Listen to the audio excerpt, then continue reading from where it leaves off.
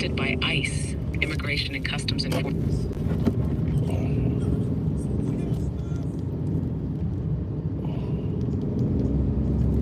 Go ahead. I got cut off.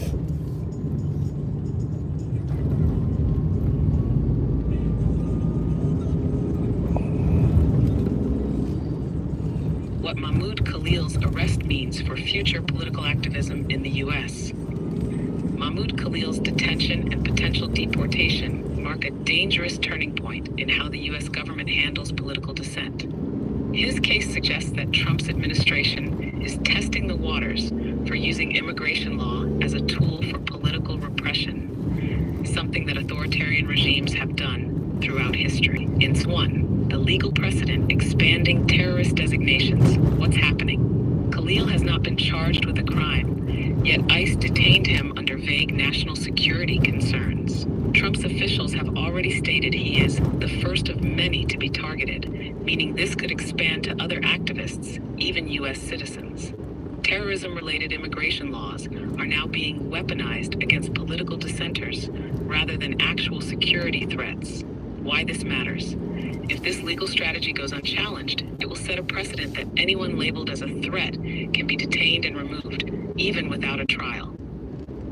Dissenters with green cards, student visas, or even naturalized citizenship could be at risk under vague terrorism laws. Historical parallel.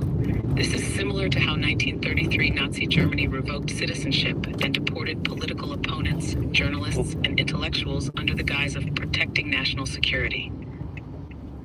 2. The silencing of dissent on university campuses. What's happening? Colleges have historically been centers of political activism. Trump's administration is singling out student activists to intimidate others into silence. The deportation of a Columbia University graduate sends a chilling message. If you speak out, you could be next. Why this matters?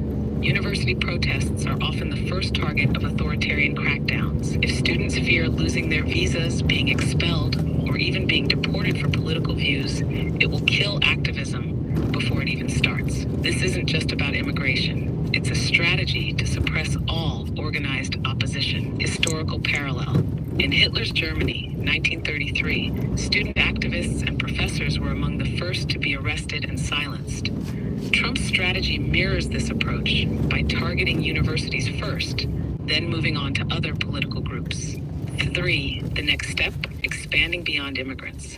What's happening? Today, it's immigrants and visa holders being deported for activism. Tomorrow, it could expand to U.S. citizens under emergency powers. Project 2025 already includes proposals for revoking citizenship from disloyal individuals. Why this matters?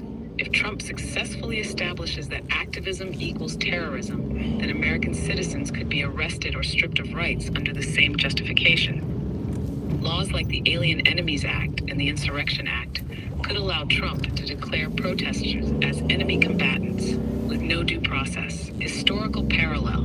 In 1933, Germany, Hitler first removed immigrants and foreigners, then moved on to stripping German citizens of rights. Once you accept that the state decides who belongs, no one is safe.